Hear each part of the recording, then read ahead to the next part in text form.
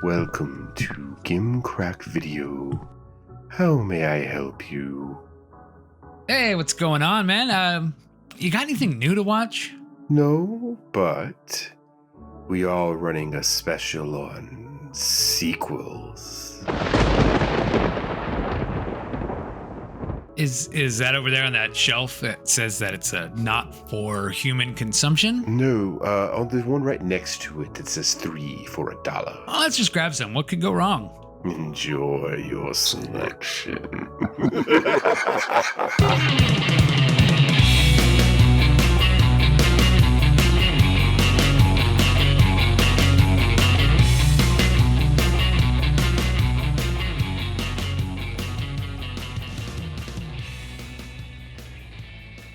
Welcome to our special holiday episode for that most precious of holiday seasons, Christmas in July.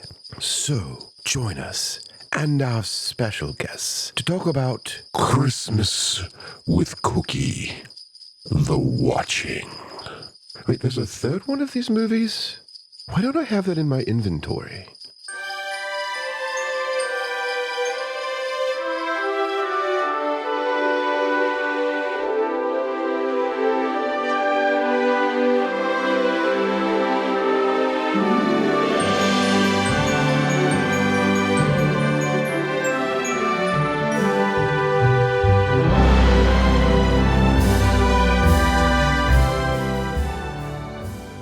All right, what's everyone's favorite Leprechaun sequel? I used to say In Space because it's so wacky, That's mine. but I feel like Returns is just really fucking good. Returns is really good. That's the one the dude who made Psycho Gorman made, right? Yes. That movie's fantastic. Hello, everyone, and thanks for joining us on a special bonus episode of Found on Shelf Podcast, the official podcast of the Cookieverse. My name is Dustin, and joining me is my co-host Patrick. What's up? Yeah, I don't really know if I have a clever comeback, man. It's late, and I am 3 drinks in. We're recording on St. Patrick's Day, and I am no longer sober.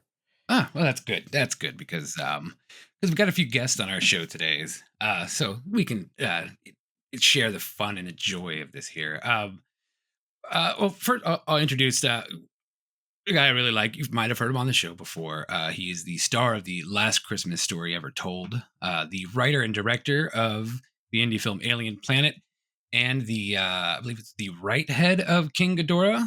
Does that get that right? Is correct. Cookie himself, Alan Maxon. How are you, sir? Good. How are you? I'm doing wonderful. And who did you bring with you here today? Oh, I brought my co-director, Mr. Sean Elizabeth Schminke. All right.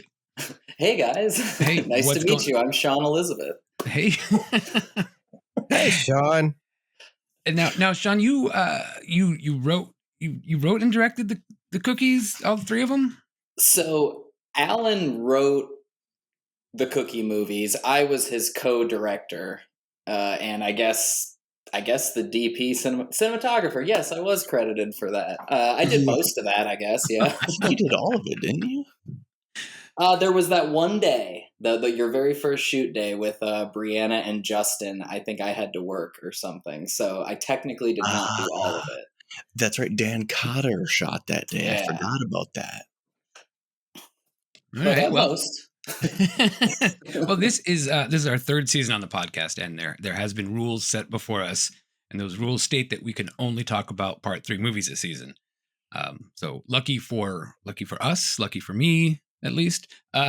Alan pointed out that Cookie of Christmas with Cookie does indeed have a part 3. So we're here to talk about Christmas with Cookie: The Watching.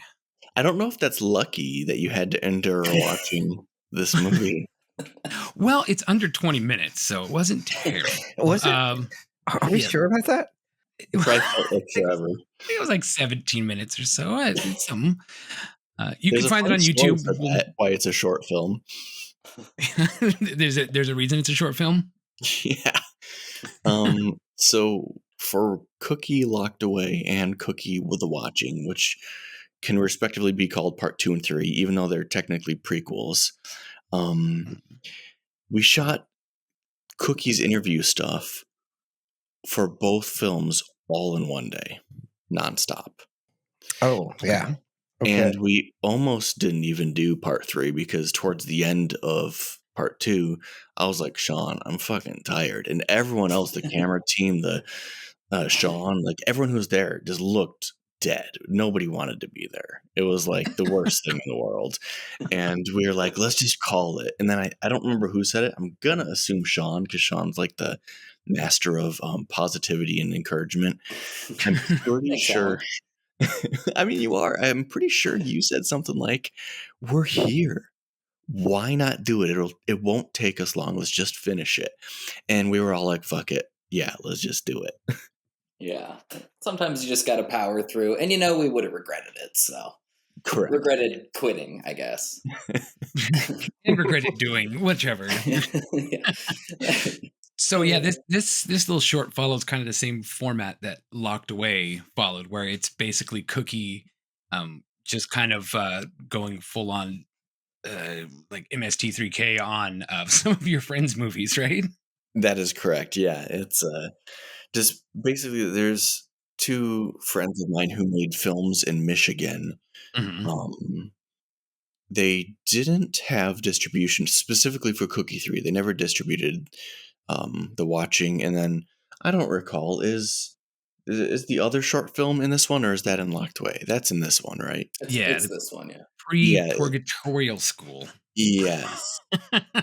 written by Randy, was all it was said. So those movies never got released. So it was like the perfect You know what? opportunity just to go, let's do this. I found Purgatorial School on Amazon, but it said it was not currently available to watch in my location. Hilarious. I was like, oh man, yeah, I know. But I think it's only like a 6-minute short anyway, so it's like, how much could you go on mocking that one? Yeah, and I don't And know if you want to watch it without Cookie, to be honest. this is true, and it might have worked out with Sean's suggestion to keep on filming, because I think you just got kind of Cookie got crankier as it was going on. So like it just felt like you were just being kind of brutal in this movie. You're like fucking Randy, and then there's ghosts, and you're like fucking ghosts, and like, it just worked. I was like, all right. Well, that day was the day that, where because in that film, he smokes a cigar. I think. No, that's in part 2. Part 2, he smokes a cigar. So in that little shed, it was boiling hot. I'm covered in makeup that stinks, and it smells like Black and Milds, and the milk is all warm and heated, and you can just smell it in the air. And it was rotten in that garage. Oh God. I've been in some of those garages. Just smell like Black and Milds and beaties, and just So I'm sure I was cranky. Yes. yeah, Nah, and you were always in good spirits, though, Alan. I mean, give yourself some credit, man. We all we did was laugh. I mean, the whole reason we did this, I think, was really just to laugh, for days It's on true. end. Because that's what happened. yeah, and Absolutely. it made me laugh as well, so it worked out. So yeah, there were two movies that you watched. The first was that one that we just talked about, and then the watching, which is what you officially called this. That was the same guy that directed. It was Jason Morissette. I Morissette. think. Yeah, and he Yes. directed Locked Away as well, right? Yes, exactly. So I'm good friends with Jason, and he was gracious enough to let me riff on these movies, and we made a license agreement between him and I for me doing it within the Cookie universe, but it doesn't interrupt or hinder on anything that he does with the actual release of the films itself. So I pitched it to him. I was like, it's basically like one big commercial for you. And because even in Locked Away, I think in our contract there is I was supposed to say, go watch the original film or something along. There was some sort of verbiage in the contract, and so Yeah. in the movie, I stop down and I say, I don't know, go watch the original, figure it out yourself, or something like that. Um, But in the watching was a short film that he made before Locked Away, and I edited the watching for him. This was I was either in high school or I just started college. I don't recall, but it was a short film, and I was like, yeah, I want to get into the entertainment industry. And you're the only person I know who made a film, so can I edit it for you? And he let me. So I kind of have a small tie to that film before this. So it was fun to revisit that movie because anyone who edits anything, they know that you spend a lot of hours with footage, and It's so many. you know the footage in and out. And so I knew that movie. So like when it came time to make fun of it, I kind of had stuff ready because I was like, I've been making fun of this for years.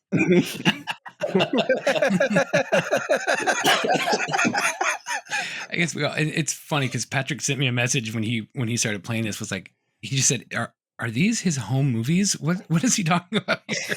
And then I immediately sent the clip from the TV show Home Movies where it ends every movie with "It's time to pay the price." Too funny.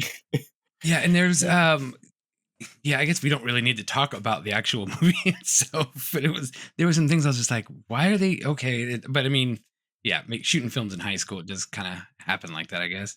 I do actually have a question No rhyme or about the reason. watching. Yeah. Mhm. Is the twist in the watching that there is no ghost and that there was like a collector that killed them both? 'Cause it was weird because there's like a ghost the whole time, and then there was just like a much larger guy at the end that was not seen. But obviously, we're seeing like 5 minutes of a larger project. So in the original, I don't remember what I edited because honestly, I don't think I've watched Cookie 3 since I probably made it. That's fair. But I don't recall if I cut it out or not. But in the original, there's a little girl ghost in the attic. Is that in the Cookie version? A little bit, but yeah, Cookie gets kind of fed up with the story and is just starting flipping through the pages. So like movie clips are just flipping through. Yeah, so there is a ghost, and I think what it is she kills that guy at the end that you see with the watch in his hand. I think in the original, you see the girl in the attic, and then she kills a couple people, and they find bodies. Um, Oh, I was gonna say some of the little Cookie quips that came out there. One of them, like honestly, had me dying laughing when she's like, but they're moving into this new house and they're unpacking boxes like that, and he's like, "Wow, look at all the great work you did," and I had to clip it because that's just kind of what I do. Man, you really did a lot of work in here. Yeah, by setting up 3 stupid-ass fish tank decorations on the fucking coffee table? I don't know why, but it just made me laugh. It was so abrupt and aggressive, and I was like, Galen's fed up right now. I mean, that's my favorite thing about Cookie is he'll comment on things that just don't matter. Like it's not relevant to the plot or anything. He's just like, "Why are you wearing that, idiot?" You know. one of my favorite ones, and I think this is Sean's favorite one too, is in Locked Away. There's a moment where I think he knows what I'm going to I already say. know what you're gonna say, but I can't wait for you to act it out in the There's voice. this- I'll do it. I'll do it for you. There's a scene where they're in the woods, and it's not scripted. It's not planned. But just like a fly lands on the actor's face in the scene, and Cookie just goes fly. But then there's the follow up though too, where then he says another line, and then Cookie's like, "You have a fly on your face." But it's just so stupid. That's the best part of the whole movie. And It's that's true. what I love. I just love the absurdity of it all. It just freaking makes me laugh every time. But it's it's like you guys are all saying, it's homemade movie. Like it's truly a backyard film. Like Sean and I, we made these things just like I don't even know how it took us months because we just did it on weekends whenever we were available. And we had random people helping us, but I think for the most part, I mean, it was just Sean and I and our wives for almost the whole time. That's pretty cool. And you guys also did a movie after that, that dead dame in Hollywood. Yeah, that was my first feature as a solo writer director, and it starred none other than Alan Maxon and And it most was of the cast of Cookie, actually. Come to think of yeah. it. I That recognize a movie couple of was faces. that movie is so good. Like that movie, I'll praise Sean forever. That movie is so well written. It's especially for the bud. Like it was basically the same budget as Cookie, but it's such a fun movie to watch. It was so well thought out and just made. Yeah. Thanks, man. And it's like a black and white kind of comedy mystery film noir kind of thing going on. Yeah, for some reason at the time, I got really into the idea of trying to make my own film noir, despite the fact that I'm not like Mr. Film Noir. I don't know. Like Inception, it got rooted in my brain, couldn't get rid of it, but I'm not really one to write something super straightforward, so it had to be kind of weird and kind of funny. And so I sort of just took inspiration from like Leslie Nielsen, Naked Gun, those kind of Okay. movies, like my favorite type of comedies. And Uh, so it's kind of in that vein. And but yeah, typical a dead lady in Hollywood, a dead dame, if you will, and Alan has to solve it, and in doing so, he meets a host of ridiculous people, and yeah, But it it's was on fun because I Tubi did for free if you want to see yeah, it. I will be watching it. Yeah, Sweet. absolutely. yeah, Add that and to my and you get list. to see me with no makeup, so that was fun to be a human in that. Yeah, you haven't had a lot of no makeup acting roles, have you? I've had a few, but I'm not really known for them. No. There's one I saw. It had like a pig nose or something like that. Oh, that movie is Yeah. atrocious. You didn't even name the movie. It's that bad. You're like, yep. It's so bad. Oh, that was another movie that there was like a part 3 of. I was debating out making Patrick watch that for. I was like, I "Ooh, would there's a part avoid 3." them. Sounds horrible. Yeah. It was funny Um, because I met someone last night who he actually approached me and he's like, "Oh, I'm a big fan. I've seen quite a few movies you're in." And I came home and I told my wife, I was like, "Kaylee, this guy has to watch a lot of really bad movies if he's seen me in more than one." yeah, yeah, because yeah, it's you've been in quite a few movies out there. Yeah. Were you in a Blood Feast film? What am I Blood looking at Feast. here? Blood Oh Feast, yeah, The I'm in Adventures. a movie called that. Yeah. Yeah. Okay. Interesting. And so how did everything end up working out with Alien Planet? Did it kind of did it work for you as far as what your goals were for it? Yeah, I'm very happy with the results of Alien Planet. It was 3 years of hard work and now it's on all the streaming platforms and it's almost done with its film festival circuit.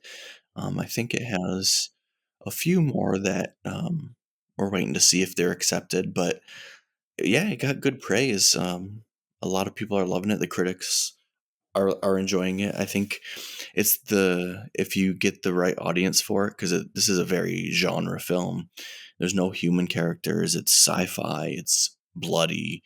Um, it's basically like Star Trek meets Enemy Mine, and I think the trailer, just like Cookie, the trailer doesn't lie. When you watch the trailer, you know what you're about to watch, and so I think the audience has found itself with it because it's not tricking you at all. Same with Cookie, like you can't watch the Cookie trailer and go into it and be disappointed because then you clearly weren't paying attention during that minute. Did you read what the door said? Because you walked right through it. I can't help you. Exactly. You're in here. No. No, So you got any? I'm very happy with it. Yeah, I really enjoyed it, and it did have a lot of. I really liked. I think when we were talking about before, Enemy Mine. When I was a kid, I watched that, and I really loved that movie. Just it was like it was a sci-fi movie, but it was very kind of rooted in like a human drama, and Yeah. yeah, it was just really cool. And then Alien Planet kind of followed that up with a little bit more sci-fi and a whole lot more blood, and yeah, that was pretty awesome. You going to do any kind of follow-ups to that or anything?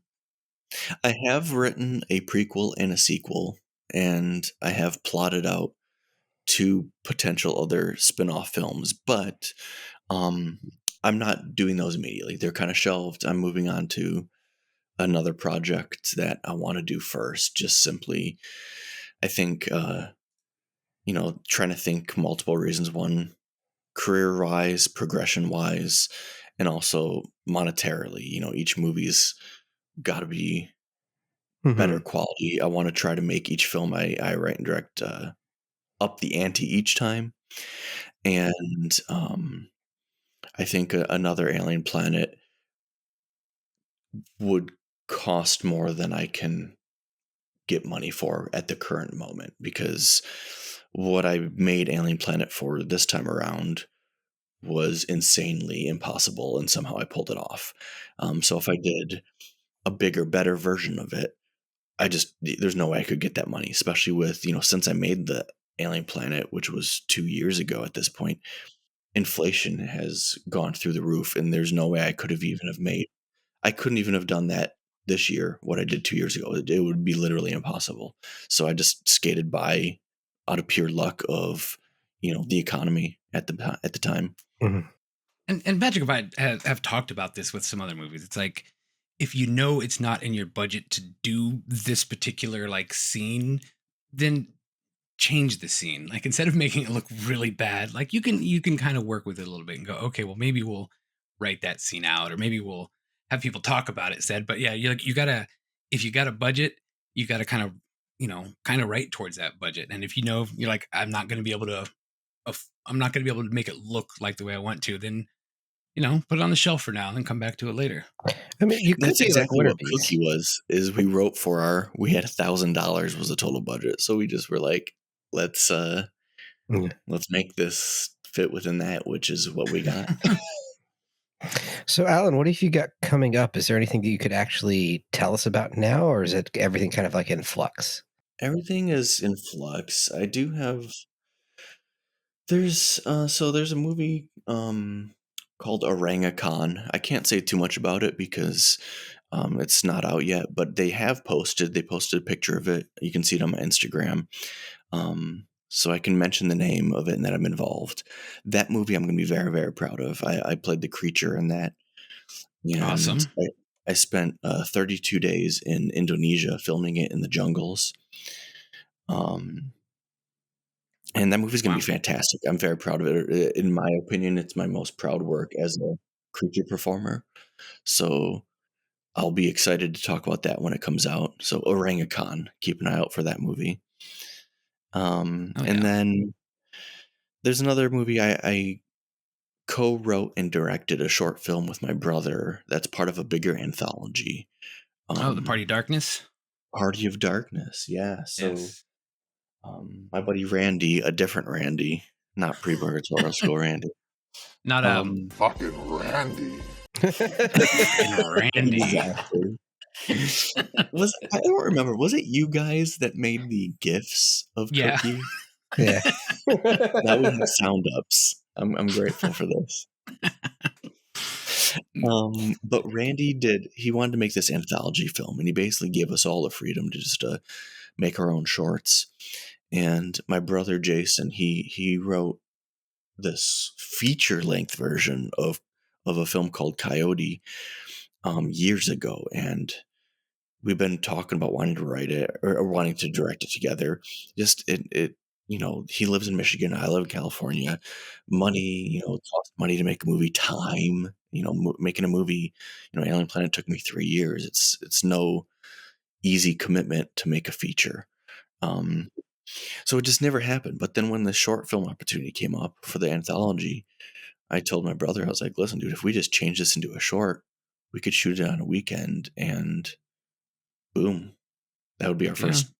first time working together. And so we co-wrote and directed the short version, and it's quite fun. We had one of my friends create two fairly realistic looking coyote puppets, and we killed a bunch of teenagers out in the woods.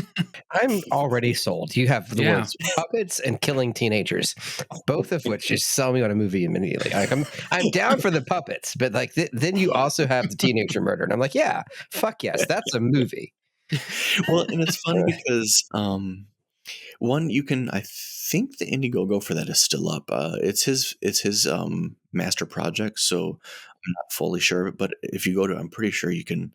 I know you can get a Blu-ray, but I'm pretty sure you can get like digital copies and stuff like that for a fairly good price. Yeah, I Um, actually kicked in for the digital copy on that one. So nice. yeah, But that entire cast has a lot of Alien Planet crew and cast, so you'll get to see, one of the guys in Coyote was one of my actors from Alien Planet, so you get to see him as a human. And I know there's a couple others in it too. The Guy puppeteer, she puppeteered the Coyote. Um, and then a lot of the crew was from the film too, because Randy was one of the camera operators. So like we all met on that and kind of collaborated and on all the short films, because all of them are filmmakers on their own right as well. They all have directed their own features. So Randy was kind of like, "You've made movies. Do you want to do a short?" And he kind of just personally selected his favorite filmmakers to be part of his anthology. that's awesome. I love when an anthology has a good wraparound that kind of just brings everything together. It's always Yet fun. you'll see me as a human in the wraparound, actually. Oh, that's cool. Ironically And enough, I play a character also named Randy. all right. Fucking Randy. Um, Fucking Randy. and then Justin with from Bloodsucker Jones and Xanadu Hellfire's in there too. And from Cookie, yes. And from Cookie, yes. Those And were, Dead Damon Hollywood. And Dame. yeah. So you get your little crew of everything. And what about you, Sean? I know you do a lot of special effects work. Yeah, I so I moved to Iowa a couple years ago, and I've just been working remotely for a visual effects finishing house, but also still trying to stay in the indie filmmaking world a little bit. A buddy of mine I've known since high school, he's been shooting I guess what you'd probably call a backyard feature. But yeah, it's Killer Mime, classic stuff. So I've been Hell helping yes. out on that, and I'll probably be doing the editing for him. Shooting's just really slow, like Alan said. It's hard to corral so many schedules and whatnot when you don't have much to work with. So a lot of it's just the good graces of your friends that have agreed to be a part of it. But yeah, so that's kind of what I've got going on. I've also been doing a little writing, but I haven't fully committed to a project to see through, I guess. Just call it what you will, I guess. Idea gathering, what have you. So. Cookie Part 4. Gotcha. I understand. Yeah, I didn't want to say it out loud, but Yeah, it's all right. I've always joked. I feel like Cookie to me is kind of, in my mind, he's shelved. Like I don't really have much of an interest of doing another one, unless there's a big unless. If it was a giant, like $1 million studio budget. Dustin, you've got a lot of work to do with the street team now. I guess so. I feel like if we could get him a Wikipedia page and get legendary pictures involved. Yes, that'll be a start.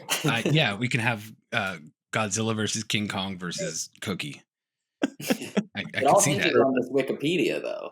I know. I'm trying, boys. I might have to take some how to make a proper Wikipedia page classes or something. I don't know. It's okay. Our thousands of listeners will help. Yeah. Oh, yeah. So I'm curious. You guys are required to watch part 3s of movies. Now, and this goes for not just Patrick and Dustin, but also Sean. I'm curious, what's your guys' take on this? Like, I absolutely hate this movie. Part 3 is unbearable. It is.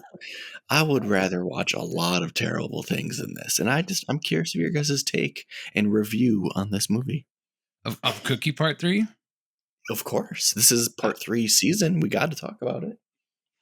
Well, I mean, it was a short, so I think it did a fantastic job of not overstaying its welcome. That's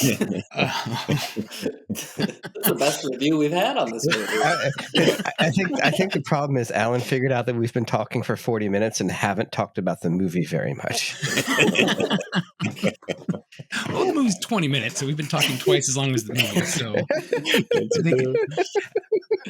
I think we just found a little clause in the season 3 rule book.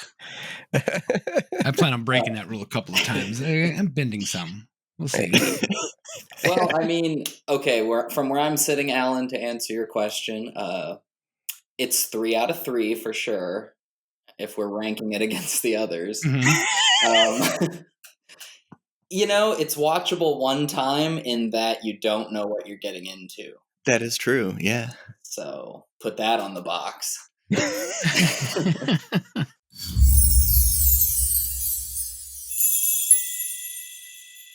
I hope you're enjoying the July Tide festivities because we have a special presentation for you. A spotlight on Lunchmeat.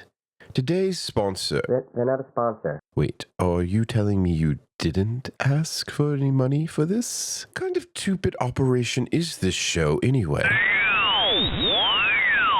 Well, Alan, you are the one that introduced or brought this gentleman to us. So why don't you go ahead and introduce him?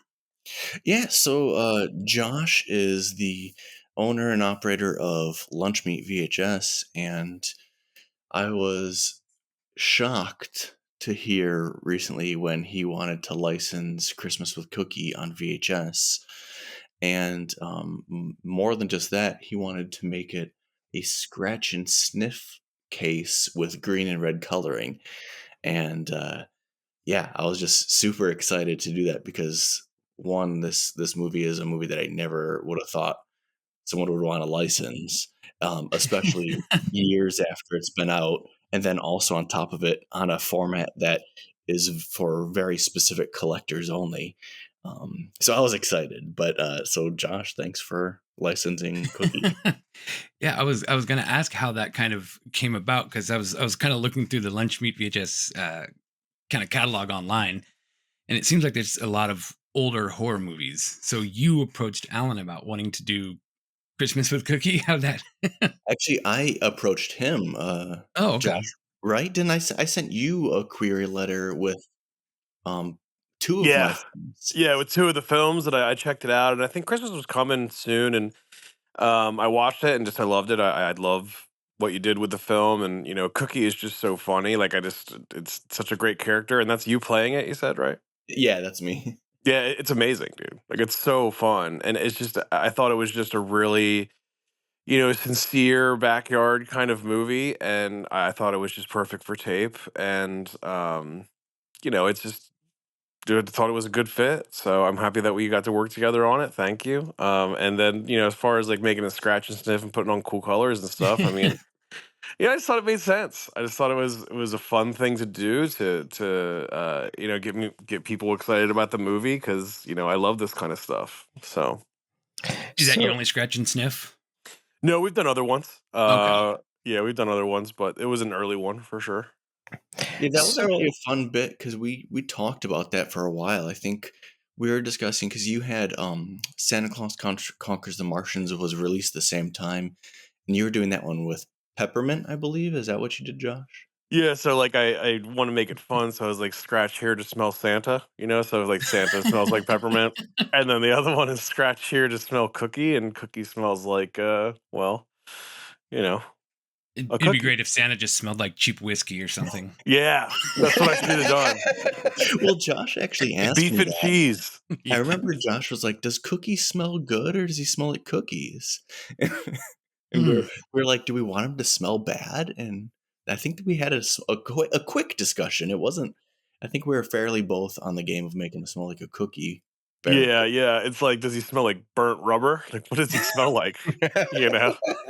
I would think that he would be smelly, but the fact that he's surrounded by a 1,000 cookies, he would eventually smell like cookies. So I think that was Right. a I good think call. especially because he's doesn't really eat any of the cookies. They just fall all over him. You know what I mean? So Yes. he's just emitting the cookie smell. The You know? osmosis, I think. I'd like to Yeah. actually ask Sean what he thinks cookie smells like because from when I was in those prosthetics, all I smelled was sour hot milk, rubber, and cigars.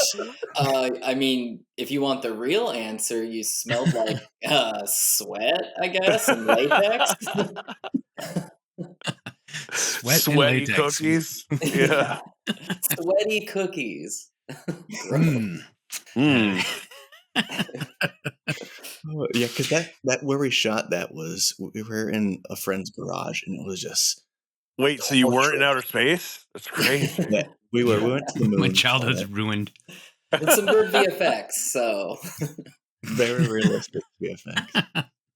Awesome. Yeah, it was cool. I actually, I mean, I have a very fond memories of VHS tapes. My uncle used to go to the video rental stores and I'll just load up on a bunch of movies and come home, and he had one of those Go videos that were like the double decker VCR tapes.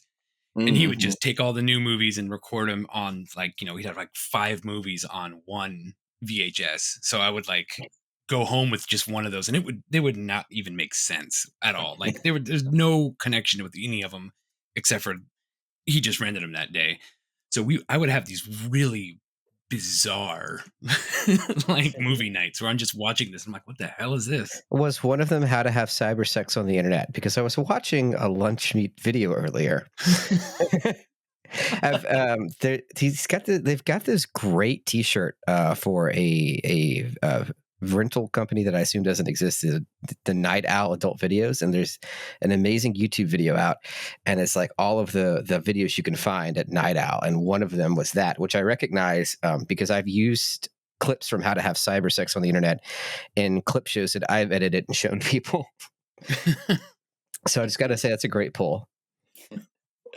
Those are so fun, man. I'm glad that people are enjoying them.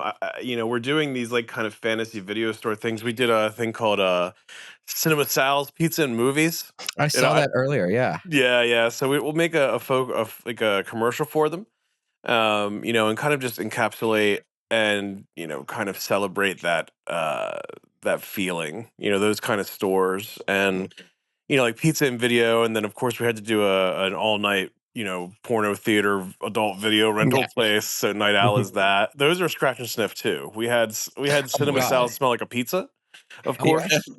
What does And Night Owl smell like? Lube?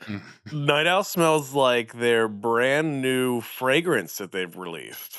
So yeah, it's I thought it was going to be pheromones like and Alan with latex and sweat, but yeah, Well, no, that's it's one of the other movies. I think PVC Hoedown. PVC Hoedown. Yeah, that one would smell like rubber. Yeah. What was the other one? Baguette Babes or something? Yes, Baguette Babes. Baguette Babes. Yeah, That's all credit to my co-creator on those things is Jackie Lawrence. So Now, that's all him. Jackie Lawrence works with you on Home Video Horrors, the Calendar series as well. Yes, and Stuck on VHS. Yeah, that's a book that's on the history of VHS stickers. Yeah. So what we wanted to do is kind of just collect and catalog all of the video store sticker ephemera, and then it kind of turned into just stickers that are on tapes, and then there's just so many, and a lot of them just ID these video stores that wouldn't exist otherwise, and we thought that was really cool and fun, and it's especially a great book for designers and people that want to see the aesthetics that existed within that era. So, and it's still going. We're going to expand the book and reissue it fairly soon. And then we made 2 magazine supplements that have more interviews with video store people and more stickers, of course. So that's been a really really fun project. We're very very excited about the future of it as well. So I see here, I actually have a kind of a more obscure question on this. The listing for Stuck on VHS, it mentions you can buy it at Video Vortex or Alamo, and you've got a plug for Video Vortex on your Lunchmeat site. That's something that you helped found? Yeah. So I lived in Philly. And for most of my life, I grew up in South Jersey, moved to Philly when I was like 18, 19 years old. And then about 6 years ago, Alamo contacted me and they wanted me to come down there and create their video store brand for them. I worked with a couple other different people and created the video store, their flagship video store, Video Vortex, here in Raleigh. Um, so I did shirt designs and aesthetics and events and just the whole like messaging and run of the brand and then running the video store.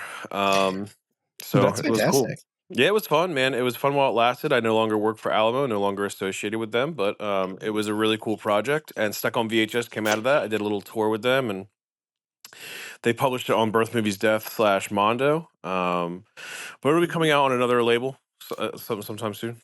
Oh, that's great. Yeah, man. I just want to talk a little bit more, I guess, about Lunchmeat. You've got Sure. all these great magazines, but you've been doing a lot of VHS releases. What brought you to VHS specifically? Like as an individual or releasing VHS stuff. Releasing VHS, yeah. Yeah. So I mean, we just want people to watch tapes. I just need to find a VCR now. We just want people to watch tapes, man. We just want people to watch, cool movies and watch tapes. And what better way to do that, besides writing about them and celebrating them and archiving and, preserving all this stuff is to just put movies that we think are best viewed on VHS, like better on tape. Stuff that needs to be reissued because it costs like $250. You want to make it like, more accessible, or Sure. stuff that's just never been on tape. And, when we put stuff on tape, we do consider it to be a movie that kind of fits the VHS aesthetic, it fits the VHS feel, right? And we just want to do that. And there's a lot of movies out there that need different platforms to be seen, and that their aesthetics just kind of blend with the world of VHS. So that's what we try to do. I think you're doing a great job. There's two I kind of want to bookend on, like an example of how you're doing that, and you've got a re-release here of Sleepaway Camp 3, which is like a classic example of an older movie that's great to like rewatch. We're actually doing an episode on that later this week. Awesome. But one I'm looking at here, you talk about movies that are looking for different platforms. I see you releasing Frogman, and that's an upcoming movie, right? Yeah, that just got released. We are very, very happy and honored to work with Frogman. We released their previous film, Float, and I worked for that with XYZ Films, but and the director got a hold of me, and they were very happy with the way Float came out, and then he was like, "Hey, check out my new movie," and it's Frogman, and I watched it, and I was just blown away, man. Like, this is one of my favorite found footage movies ever. Like, I just ever. watched the trailer, and it looks awesome. It's amazing. Like, it's like we're so excited to be able to work with Frogman, and it's so cool, dude. This movie, like, that's what I'm saying. Like, this movie belongs on tape, right? Like, that's the way it's probably the best scene because of the aesthetics and all that kind of stuff. And all around, we're just so thrilled to work with it. Yeah. And your first run sold out, right?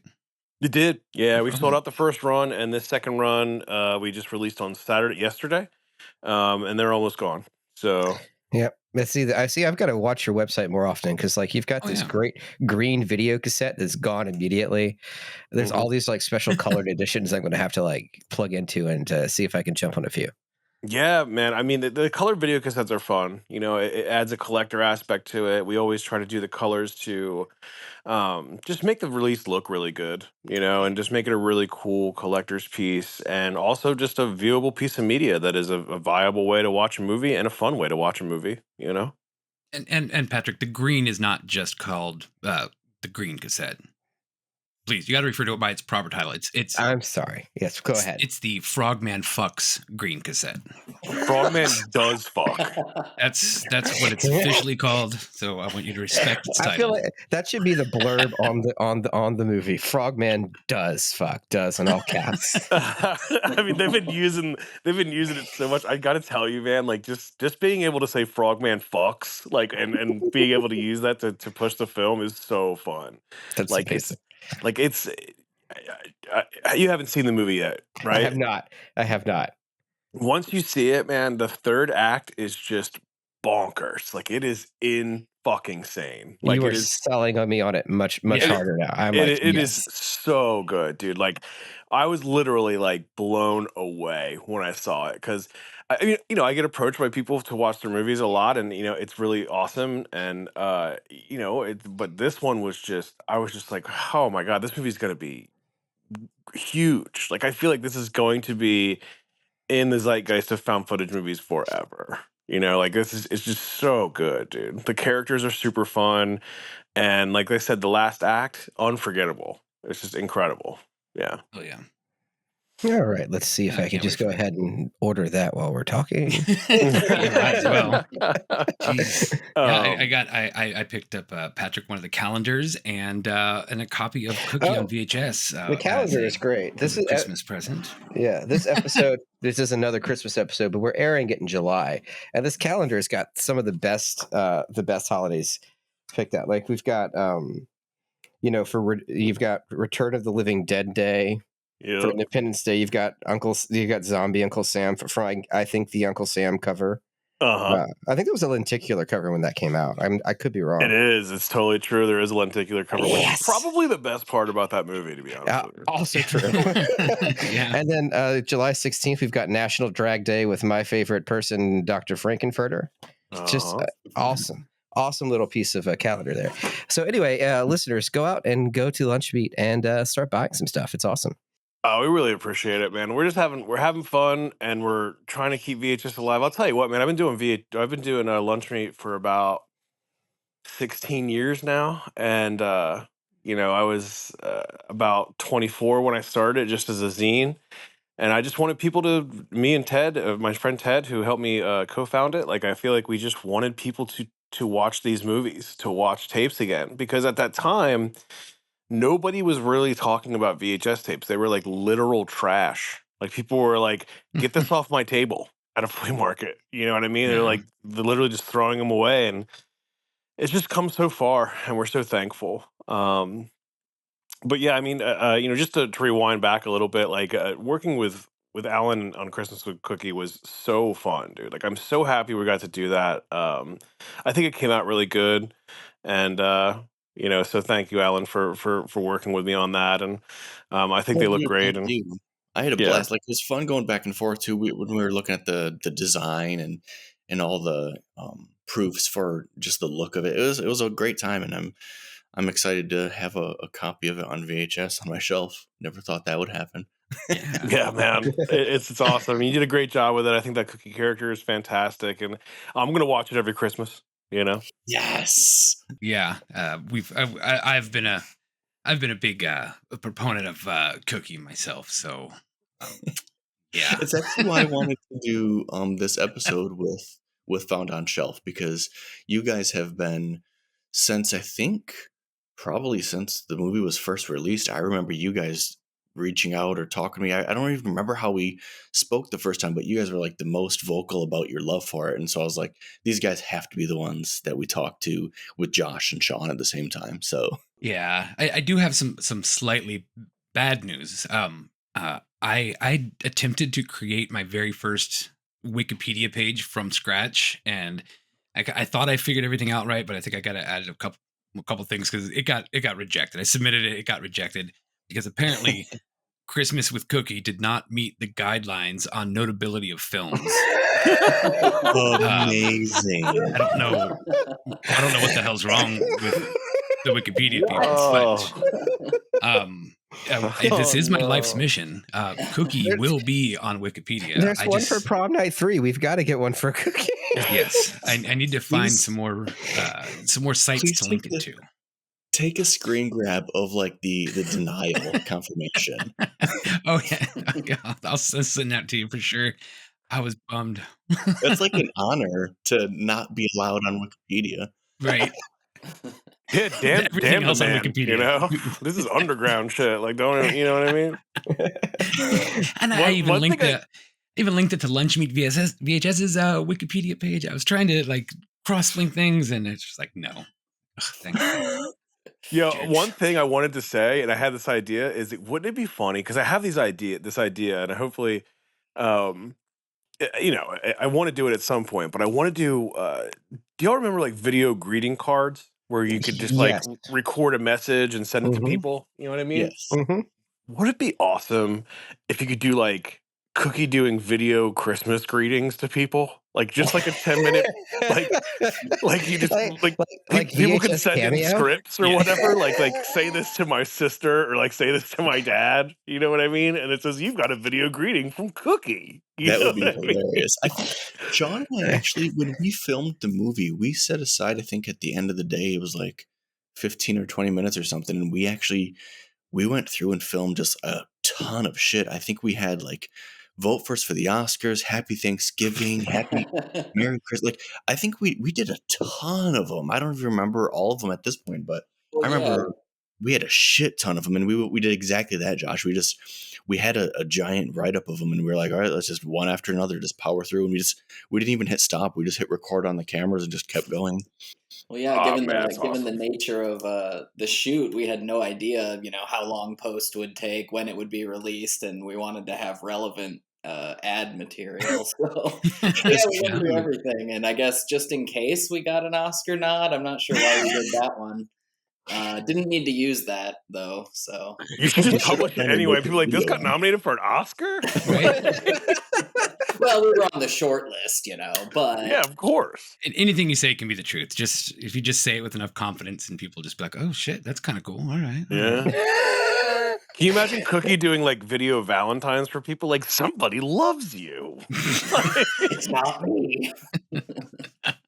No, the best way to do it is like have like a generic message from Cookie that ends with "somebody loves you," and then just have someone else voice say a name at the beginning of every one. It's like Oh, somebody yeah. loves you. It's like Josh loves you.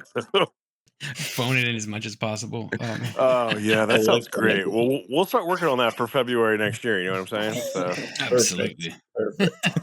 All right. Should we let? Yeah, Josh, is there anything else you want to say before we let you go? I know you've got a little bit of a crunch there. no problem. I really appreciate you guys being flexible and everything. I just want to say thank you for having me. I always enjoy doing this stuff, and just really happy to be here, and just thank you for having me. Well, that was a good interview. But before we go back to Christmas with Cookie, let's have a word from today's actual sponsor, Mein Goatsy Beer. Mein Goatsy is the #1 beer for Christmas in July, with a festive flavor that will spread holiday cheer far and wide.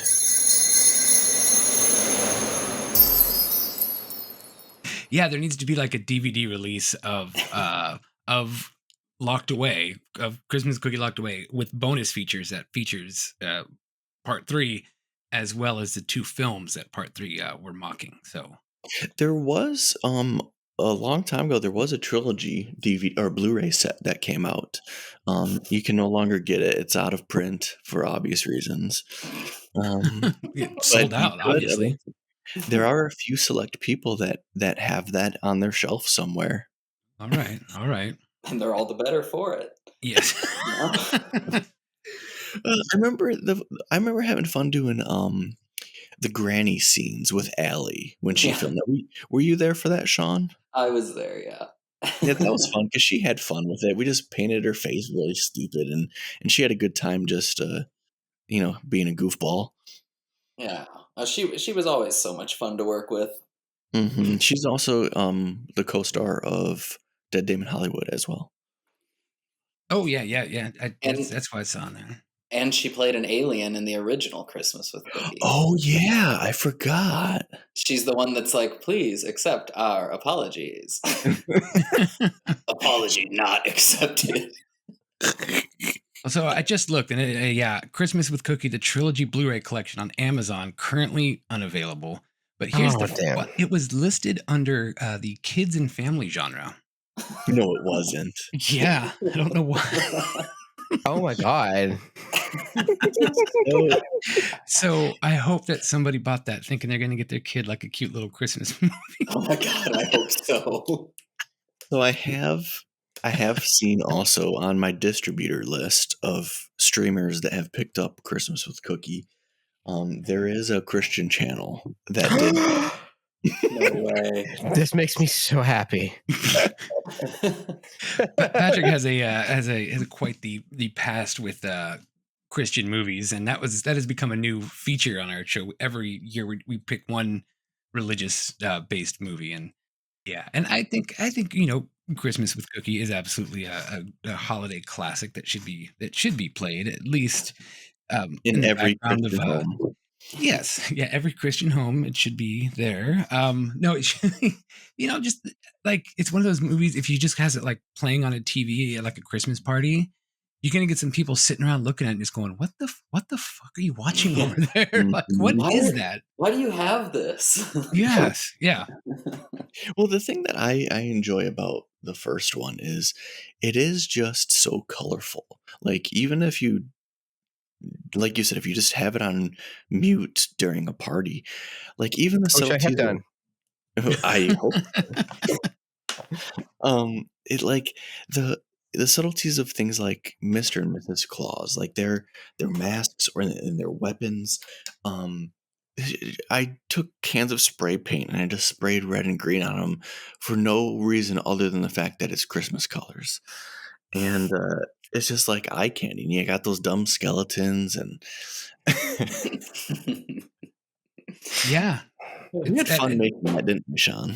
I mean, some of the fun of it was that it was, we had $2 in the bank, so it was really like, how can we make something usable? It wasn't even about making it good. It was just like, we How do need we this to accomplish it? work right now, and Right. then throw it away when we're done.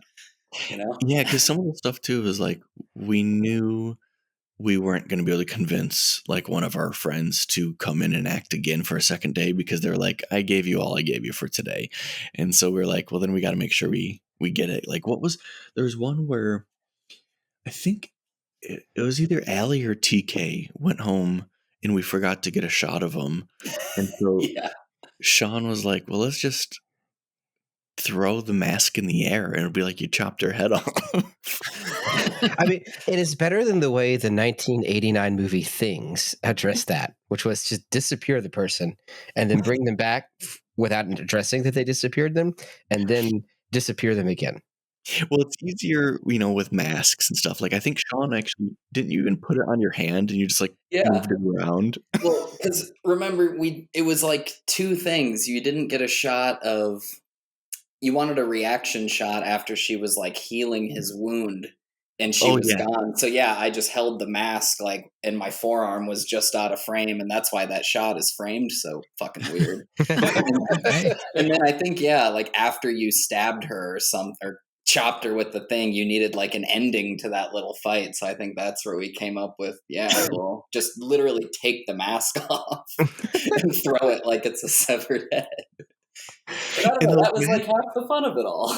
It was. And those masks were funny because obviously we didn't want to use anything that someone else owned. Like those are all everything in that movie is like I own the likeness to the characters because they're all custom. Mhm. I didn't want to go to a Halloween store and buy an alien mask because then You get IP. someone else owns it. So I actually hired a friend to sculpt those. And she's like, well, how much can you pay me? And I was like, $50. So that's all I got was those cheap looking little things. And I was like, but that's what I get, Yeah. No, absolutely. And they're yours. So, it's I nothing don't wrong think with they that. exist anymore. Do you have those, Sean? I sure don't. I mean, they got hit with so much blood. I know the one that we decapitated, quote unquote, definitely got some battle damage from being thrown around. So I don't think those survived. I don't think I have a single prop. I gave the axe away to somebody. I forget who. I think it was someone was a really big fan, and I was like, I don't have many fans for this movie, so do you want to screen use prop? The one thing I wish I had was I wish I had the book that he reads from, but I remember at the end of it, we decided to toss it because it was just so covered in milk and disgusting shit. Oh, That was the right call. Yeah, you don't want that like sitting in the back of your closet. Ooh. No, I don't. Oh, although I forgot. So actually, the original cookie prosthetic still exists. Oh, okay. That is, So- my buddy Kyle has it in Michigan, and since 2014 or whenever we filmed this, he's been saying he wants to restore it. So it'll just continue to collect dust until he does. Nice. I mean, you could repurpose that mask and like maybe talk to like Spirit Halloween store and let's get these like cookie masks going for Halloween. If you talk to Spirit Halloween, they'll come up with an off-brand like crumpet mask instead of that's true. So first I actually- Wikipedia page, then Halloween mask. All right. Exactly. Steps, baby steps. Funny story about renaming him. before the current distributor I have, I was looking at going with a different one, and he wanted to rebrand it, and he wanted to name it uh, Krampus of the Moon.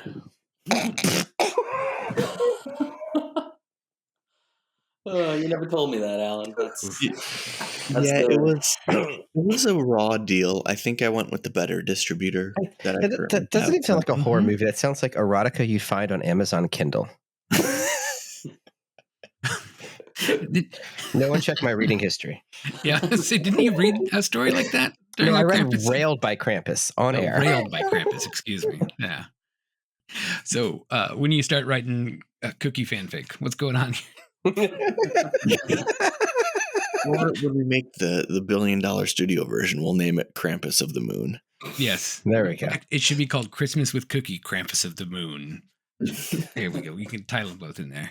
I do enjoy the cookie mocking of films and like pretending to read books but just making fun of films, like Angle, like maybe those kind of shorts. I think that's what is what I enjoyed.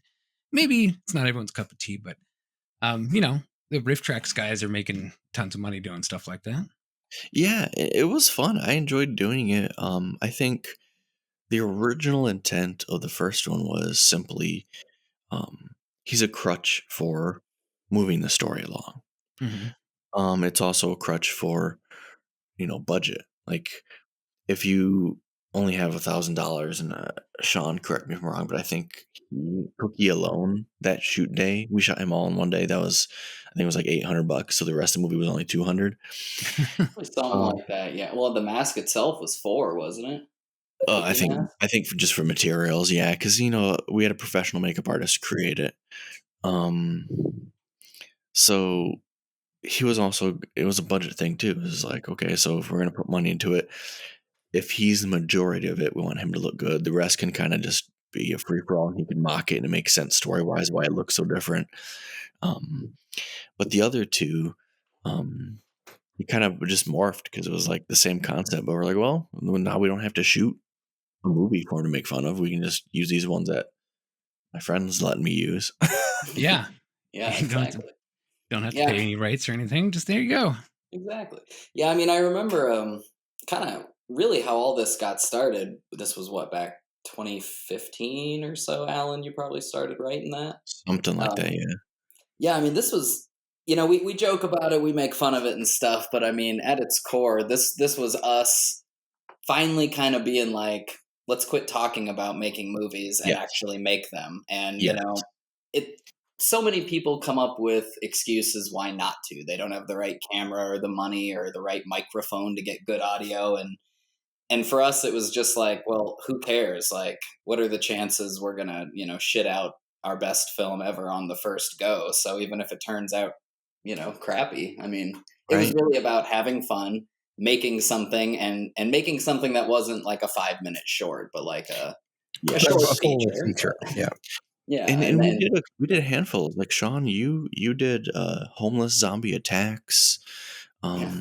You and I did fish oil kills. You I did see directed Fish that Oil one. Kills. yeah. Yeah. Yeah, we had a couple shorts leading up to our bigger stuff.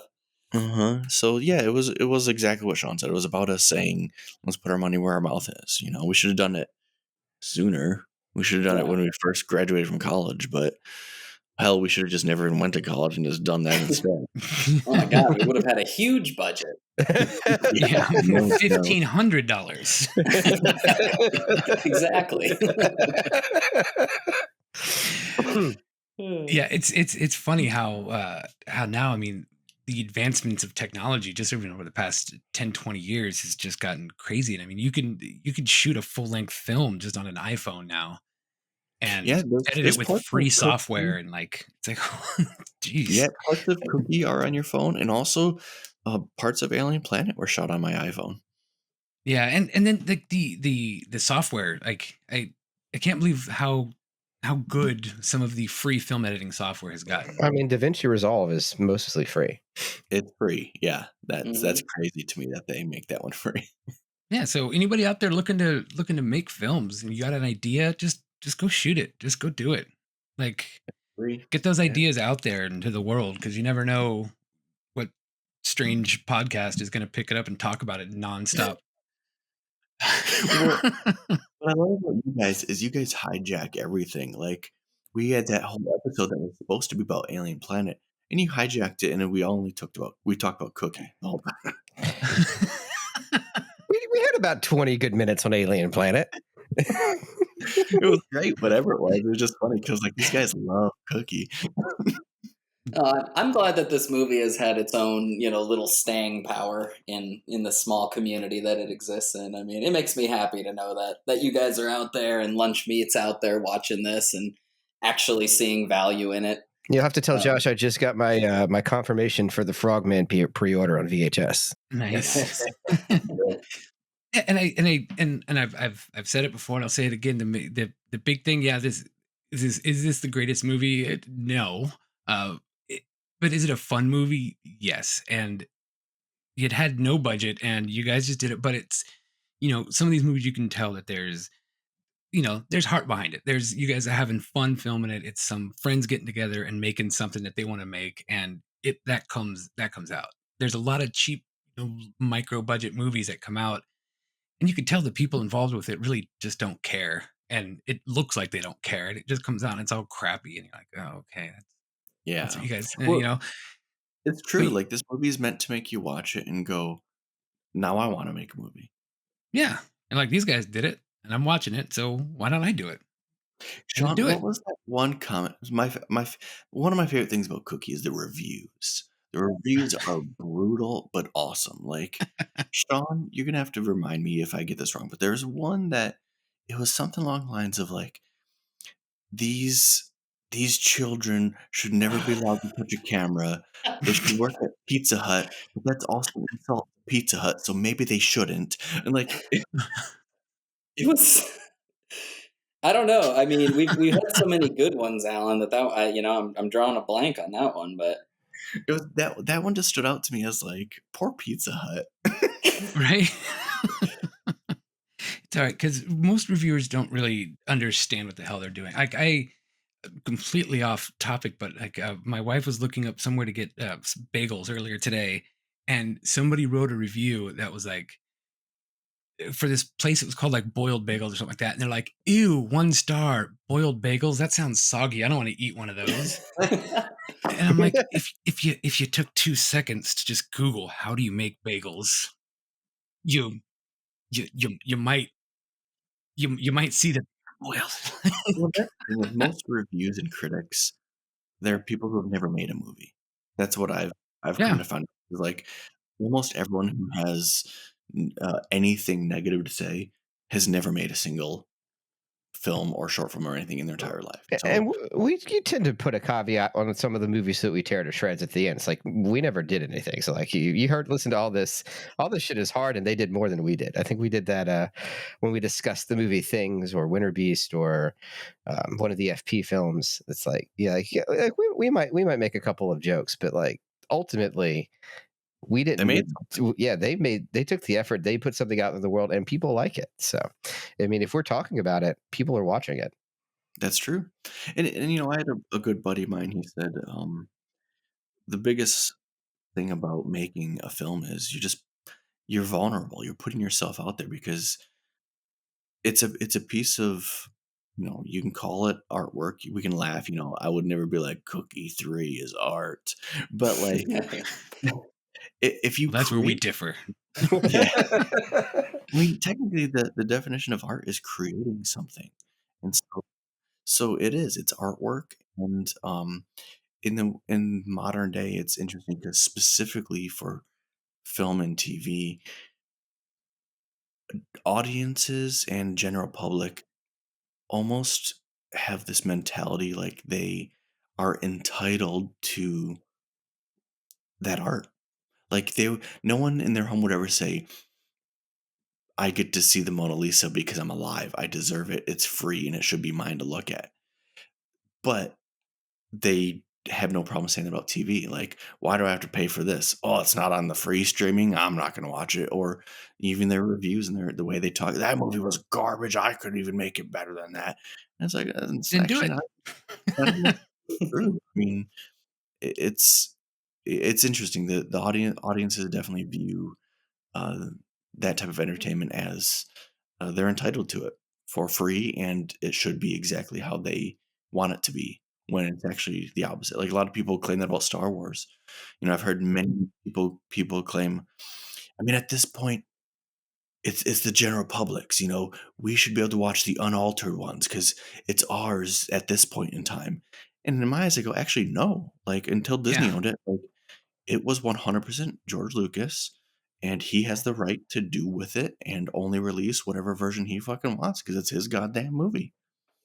Right. And you Oh, should, yeah. if you really liked it, then you should have bought it before and Yeah, when it you came should out. have it on DVD when he last I released mean, it. some of us have the VHSs, so we could watch either version we want.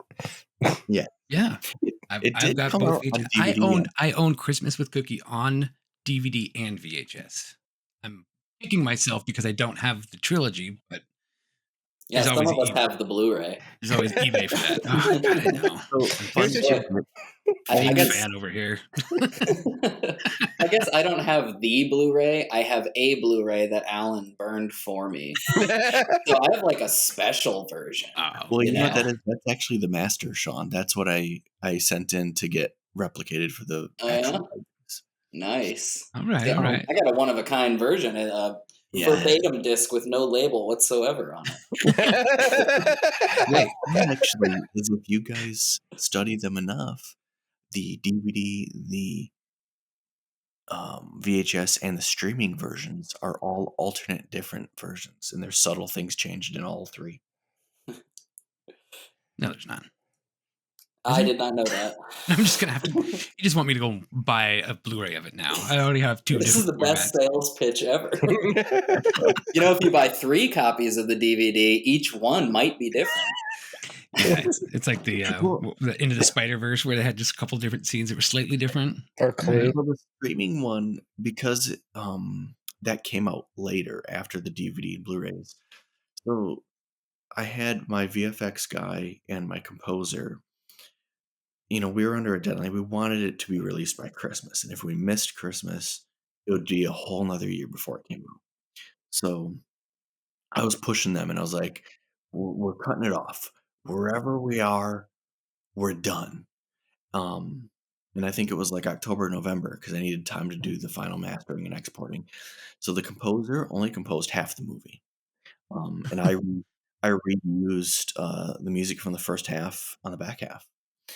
And then the VFX guy, I just told him, I was like, "That's it, no more VFX, so we're just done." But That's all she wrote. in between the deadline that I told them we're done and me mastering and doing the exports and all of that to make it to go to DVD, they both had finished um, another song and another VFX shot. And so those sat on my hard drive for quite a few years until the streaming distribution happened, and I created a new master and I plugged those in. So there's a special edition with those added on streaming. Oh, all right. That's interesting. He's just trying to get the extra 2 cents from you guys streaming it, just so you know. I'll just, My Hey, I- 0.02 cents. yeah, it'll be played. It's okay. Every year you'll see a spike coming out of like Washington of it being played multiple times, and you'll be like, "What is going on over there?" I played the Cookie Rap song, parts of it, not the whole thing, but parts of it for my daughter who's now 10, and so she'll run around sometimes just going, "It's gonna be a Christmas with cookie." And for Christmas this past year, my mom got her like this little karaoke thingy that had a voice changing microphone. She did. So as soon as she figured out that she could turn it down to a really deep voice, the very first thing she did was cookie, cookie. And I said, "Please let me record you singing that. I'll send it to Alan right now." And she's like, "No, I don't want to." I was like, "God damn it." But I'm gonna try to get her around to doing that. Please. That song never took off. I was hoping it would become the next Christmas in Holland, but Well, it took off in this household, so you're all right there. But yeah, so I guess we do Cookie Part 3 justice. As much justice as it deserved. I think so. I think so. I mean, it's you know, it's a movie. It is. It is a movie. It's a movie. It's Just and the it's blurb. available on YouTube. You can go watch it for free. It'll take you 15, 20 minutes of, and then just go watch it. What else you got to do? And Sean, don't you have a cameo in that? Do I have a cameo in that? I don't think so. I think it's just, unless you're in one of the home movies, it's just Cookie and the ghost of Grandma on screen. Yeah, I mean, I'm in the original Cookie, Alan. Oh yeah, Curled you're up in the guy lights or chained up something? to the wall. I was chained to the wall, or Christmas lighted to the wall, not chained. Yeah, that was me with the with Your the fro wig. yeah, with my great wig and my Pioneer shirt. I think I'm wearing a very old timey shirt too. Good times. Nice. Yeah. Well, all right. Well, guys, do you got anything that you needed to plug or talk about, or anything that you wanted to help promote, or anything? I would just say I'd love for people to check out the VHS on Lunchmeat. I got a copy as well. The Scratch and Sniff is pretty sweet, and I don't know. It's such a cool, unique version of I think cool and unique film, and hell, why the hell not have one? There's only 50, right? Like You got to be one of those. yeah, you got to be one of those 50. I mean, who doesn't want that? And Well, what colors? after Patrick and I, there's 48, so we got Oh.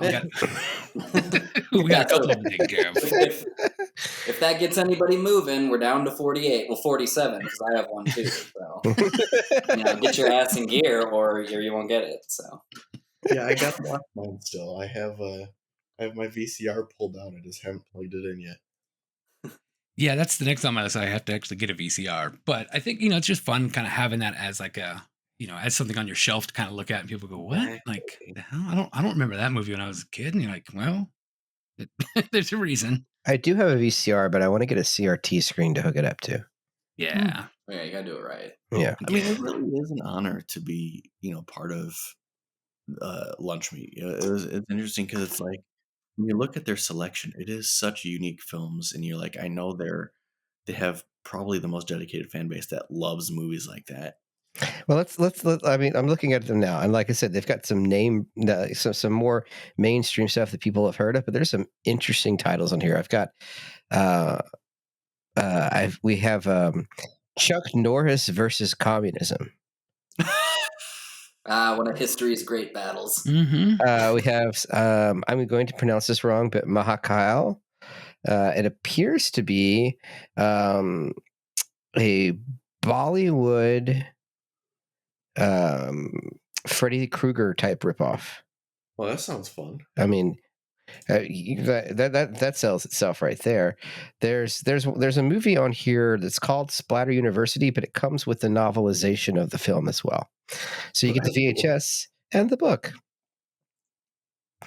And I feel bad. I forgot to ask Josh. I should have asked him. So what's better, VHS or beta? How come he's not putting out the beta copies here? It's cool. There's actually this little bar in town that has this little viewing room set up with an old CRT TV and a VCR on top, and just a whole shelf just full of movies, just a bunch of random movies. And you could just go there, have a beer, and pop a movie in and just sit back and watch it. Go put the VHS of Cookie on their shelf. Yeah, I was just thinking, man, I should get a couple copies of Cookie and just kind of slide it in there somewhere when no one's looking and be like, somebody's gonna be like, what the hell is this? And then just talk it up, You gotta like hang nearby and talk it up. Yeah, just be like, oh my god, you guys got I've heard about this movie. I've only 50 copies exist. If I ever This is a own an collector's Airbnb, item. if I ever own an Airbnb, I will totally put a VCR in there, and only the Cookie VHS and nothing else. It'd be like The Ring, where people will be standing there drinking with their friends, and curiosity will get them, and they'll pop it in, and then they'll be haunted by Cookie for the rest of their life. Yeah, just like break the VCR so you can't eject anything. It's just stuck in there, and that's the only thing. Like, so they're like, okay, I guess we'll watch this, and yeah, it could work. I'll sit around and tell people at that bar. I'll be like, yeah, I heard about this on the Found on Shelf podcast. There you go. There was I think it was the New York Ninja on Amazon. I left a review for it saying like, "Oh, I heard about this movie on the Found on Shelf podcast." Yeah. So anyway, yeah, I guess that about does it. Huh? I think we covered everything, covered our bases here. Yeah, I think so. Guys, is there anything else y'all want to say?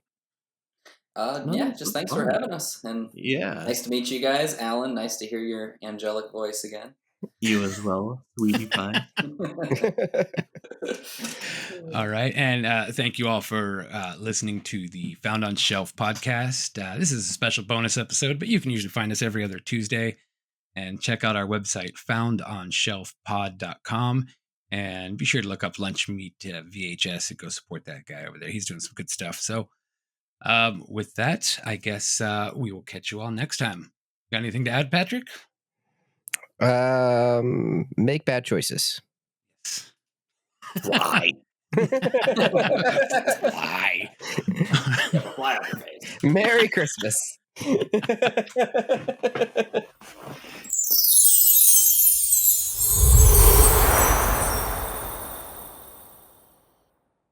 I don't think that actually counts as having talked about the third movie. Do you? I'm just gonna mark this down as a strike. I'll have to keep an eye out on these guys. Anyway, Merry Christmas in July.